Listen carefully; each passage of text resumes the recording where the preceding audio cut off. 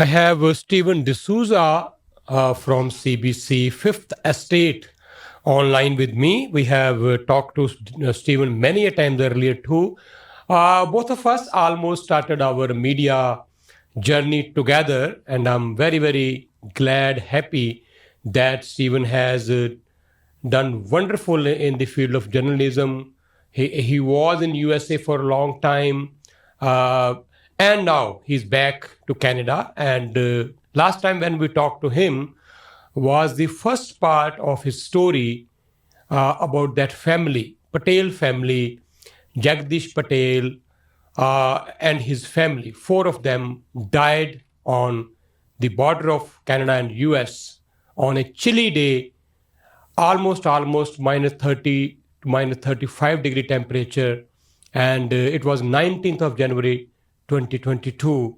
And it was such a stunning story, it was such a devastating story that whosoever read about this, knew about that, they were all shocked that how a family can take this kind of risk, not only the parents but their children as well. So all of them died. After that, Stephen visited all the way. He went to India, Gujarat, that part of Gujarat from where this family had come. Now he has done second part of his this investigative story, and we are going to talk about that. I believe today CBC is releasing this second part. We will know more about that from Stephen. Stephen, welcome to Radio Parvasi and good morning. Good morning, Rajinder. So great to talk to you always. Okay, so recently, Shah Rukh Khan is one of the most popular Indian actor. Mm-hmm. So yeah. He has done a movie, Dunki. So Dunki, yeah. Some people say Dunki, but it's actually the meaning, actual pronunciation is Dunki. Dunki mean that how people cross over the borders from one country to their ultimate destination. Is such a, I have seen this movie. There are other movies have been made as well on this issue. So I'm surprised that Jagdish Patel and his story, and there are so many other these kind of stories. People know what happens when you take this kind of risk, but still people are taking risk, and this is happening. Yeah, I mean, the family took this journey in January 2022, as you said, and since their death, it hasn't stopped anything at all from happening along the border. In fact, the numbers, especially along the northern border, the southern border has always been a problem. But the northern border, the border that Canada shares with the United States, the U.S. Border Patrol officers along those key sectors in upstate New York and areas like Vermont say that they're seeing upwards of 500% increase in the number of migrants trying to make the journey. And it's not always people from India. Mexicans make up a large number, people from Central and South America as well. And it's just, it's so difficult to immigrate legally to the United States now, and so many people are fleeing persecution or trying to give a better life to their children that they are trying to make this dangerous, illegal journey. And too often they are putting their lives and their children's lives in the hands of human smugglers. And that was always the suspicion right from the beginning when the Patel family case first came to light, was that this was the work of human smugglers. But it was a long time before there was any sort of developments. When we did our first documentary in October of 2022, that was about 10 months after the family had died. The RCMP in Manitoba, who were leading the investigation and still are, didn't really have a lot of information about the family's journey within Canada. They knew that the family had arrived at Pearson Airport on January 12th, about a week before the crossing, and that they were shuttled through Mississauga, Welland, Ontario, and back to Mississauga. They stayed at a hotel at one point in the Mississauga area. But then there was a bit of a black hole in the timeline. Investigators didn't know how the family got from the GTA, from the Greater Toronto Area to Manitoba, to the border, to this very desolate area. I've stood there myself personally, and it's far outside the small town of Emerson, and it's in between farmers' fields. And in the summer, you can see ditches and gullies and how uneven the land is. But if you're there in the winter, it's wide open territory. It would all look just flat. And in a blinding snowstorm and at night, which is around the time this family began their journey across the border, it would have been, nearly impossible for anyone who's lived in Canada all their life like me, never mind a family from a small village in India who's probably, who'd probably never seen snow up until that point in their lives. And so what police knew was that there was somebody in Canada who helped facilitate, who helped coordinate the journey. But the question was, who were those people? And so that was a question that really drove our investigation, trying to answer. And that's one of the developments we have in our report tonight. Okay, and we'll talk about that later on. We were surprised even at that time, Stephen, that this family reached Canada. That's fine. I mean, every Gujarati person loves to go to US, like every Punjabi wants to come to Canada. But they reached here. Canada is not a bad place to live. And what prompted them to immediately move to Canada within these few days? Yeah, so the reason they started in Canada was because, from what we understand, is that they were able to get a visitor visa to Canada. But Canada was never really the destination, never really where they wanted to set down roots. We believe they may have had some support in the United States, but just in Dingucha, in the village where they're from, in that part of Gujarat, and you mentioned Punjabis as well, there is a large draw to live the American dream. And what they see is, they see their family and friends who've already made the trip. They see generations who've gone before, some of them legally, some of them illegally. They see them posting on social media, and they don't post the hard work, the toil, the long hours. They post the cars, the houses, and the nice lifestyle that they're living. And then the folks back in Gujarat, back home, they see the money coming back, and they see empty streets. They see homes that are left empty because so many people have gone. And for every person that leaves, it adds even more pressure for those who are there to leave as well. And when we were there, we had a team in India. Unfortunately, I myself was not able to go personally because we actually weren't able to get visas to travel to India as journalists. And so we had a team of journalists on the ground working with us. And when they went to Dingucha, they spoke to one of the city officials, and he was saying, thousands and thousands of people have gone. And he said, I will go too if I get the opportunity. And so there was just so many people that want to make the journey, but they want to go to the United States. It has to be the U.S. And because so many people have already made the journey, that means they have a support network, and they have people that can give them work even if they're there illegally. And unfortunately, we've all seen in Canada how housing prices have gone up, rents have gone up, the price of food. And so, even that makes Canada a less attractive place to move to. But those aren't even things that people are considering. They're just looking at the United States as the sort of the be-all and end-all, and that's where they have to go no matter the cost, no matter the risk. Okay, what's more surprising and shocking to me, Stephen, is that when you did this story, your people went there, talked to police, talked to politicians. Similarly, this news was all over the place. Not only this news, I mean, we are getting this kind of news for a long time now.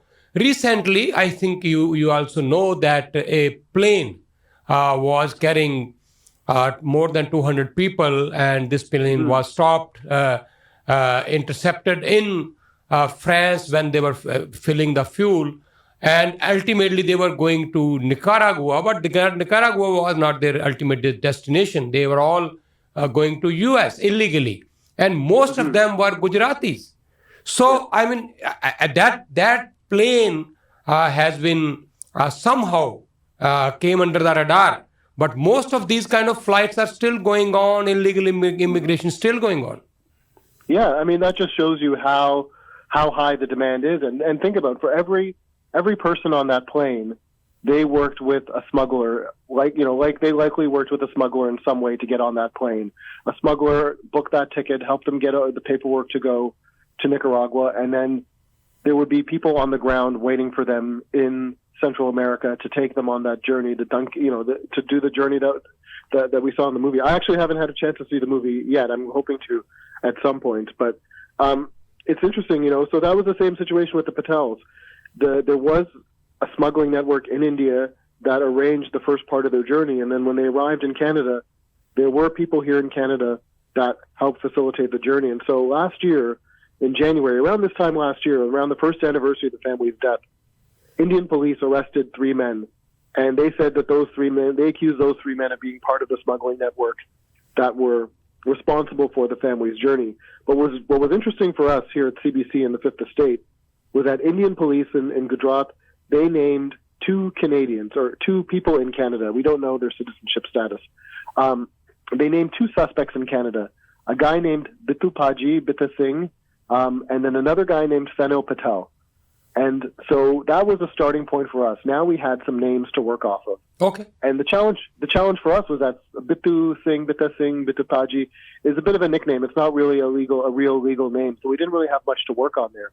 But Fenil Patel was this person's real name. And so that was sort of a starting point for our investigation, which has taken us a year. But the update today that we have now posted, it's on our website, and there'll be an episode on the Fifth Estate tonight on CBC Television, is that we tracked down Fenil Patel. We tracked down the man that Indian police say was part of the network that moved the Patel family, and we found him living just outside Toronto. Okay. We are not here to discuss politics, Stephen, but one thing I must say, that Gujarat is being considered as one of the most prosperous state in India now. Prime Minister Narendra Modi came from Gujarat, we all know that. And when he became the Prime Minister, the merit was that, you know what he did in Gujarat, how prosperous, developed this Gujarat is now. And he said that I will make the whole country prosperous or developed, or I mean, like that. Gujarat was being considered as a model in India. But if this is the state of affair in Gujarat, we can understand the reality on the ground. Yeah, and I don't profess to be an expert in Indian politics, but I do know, I'm aware of, the way Modi has pointed to Gujarat as a shining example of the kind of India he wants to present to the world. But that's why, this story is troubling for him and for that image, because at the same time he's promoting Gujarat, there are people from that state who are putting their lives at risk to leave to go to the United States. And so what role any of that plays in this story, I can't say, and we've never, we don't really know. But, we do know Indian police have been trying to crack down at times. And, the question now is, we've tracked down this smuggler here living in, this man who's accused of human smuggling in India. He's facing some serious charges, culpable homicide, human trafficking, and we found him living just outside Toronto. And the question now is, are Indian police trying to bring him back? What is the RCMP doing? We had a chance to actually approach Fenil Patel to ask him about the allegations. We approached him outside his home, and you'll see that in our report tonight. And he didn't answer our questions, unfortunately. I mean, somebody facing these kinds of charges, we probably weren't surprised that he wouldn't speak with us. But if it was the wrong person that we had found, maybe he could have told us, and we've given him an ample opportunity to get in touch with us. But I asked him, if he played I introduced myself as a journalist with CBC News in the Fifth Estate. I told him that police in India are accusing him of human smuggling, and I asked him about the allegations that he's connected to the Patel family, and he turned his back to me and walked back into his home. And I tried asking him a number of questions, but he wouldn't give us an answer. And we had spent a year using information from sources in India, Indian police reports, using public records here in Canada, and all of the information we were able to gather pointed us to this Fenil Patel that we found just outside Toronto, to this one address. And so we were fairly confident, and we'd run our findings by police in India as well. We had taken our findings back to Gujarat and shown the lead investigators there, and they confirmed that the person we had found was a person that they were looking for. And so we were confident that we had found this person that they were accusing. The question now is, will police here do anything about it? Okay, Stephen, thank you so much for sharing this very important information with us. I can very easily understand the sheer hard work you have put to bring this story to the public, to get this all information. It was not so easy for you. But at the same time, sometimes, I'm disappointed as well that people like you, or people like us who work hard in the journalism, we have very, much limitations while we are working. We are dealing with these kind of notorious people. But whatever we do, whatever we bring to the public, does it make any difference? Sometimes I don't see that. I mean, in India, this going on for years and years and years. Sometimes these kind of people are caught red-handed, or after investigation, they are being charged. But again, it's mushrooming up like anything. And similarly, I don't think even people are getting any lesson. They're learning any lesson. I mean, still they are ready to put anything on stake. They will borrow money. They will do anything to come for this kind of, Canadian or American dream, as you said. But they will put not only their lives on risk, but their kids. And now look at this family, Jagdish Patel family. I mean, those two kids, how can a mother or a father can take this kind of risk to their lives and their kids' life as well? Yeah, I mean, the children. The daughter, Vahangi, was 11 years old. Dharmik, the young boy, was just 3 years old. And I mean, I understand, there is frustration that sometimes there isn't action, but I think what's important is putting these stories out there for people to see and for the public to speak out when they feel angry, when they feel frustrated by these kinds of stories. They need to speak up, and public pressure will go a long way to bringing about change. And so for people who want to see the story, it's available on the CBC News website right now. There will be a version of the episode of our full documentary on our YouTube channel. So if you search Fifth Estate on YouTube, you can watch that later this afternoon after 1 p.m. And then tonight at 9 p.m. on CBC Television, our full documentary will be on the Fifth Estate. And I hope your audience will tune in and watch and hopefully share this with their networks. And I appreciate you always giving us the time to talk about these stories. Wonderful. It's always nice to talk to you, to work with CBC. 9 o'clock tonight, you can watch the whole episode on CBC and on their website, on their YouTube, wherever you can watch. Please watch this and share with others also this information. And whatever we are discussing now, Stephen, we will make a YouTube link and we will share with thousands of our listeners or our readers or our viewers later on as well, so that we can this story can reach out to everyone who wants to know more about this. So once again, thank you so much. I mean, you are working very hard and bringing. It's not so easy to bring the truth behind all these kind of sad stories we have. But at the end of the day, again, it's up to us. People must learn that they should not put their lives on risk. While it's nothing wrong to have dreams, but come legally. There are so many ways to come legally. Don't put your lives in risk and your family's lives into risk. And thank you so much, Stephen. You want to say at the end anything? Thank you very much, Rajinder. Always a pleasure. And I don't think I work as hard as you. No.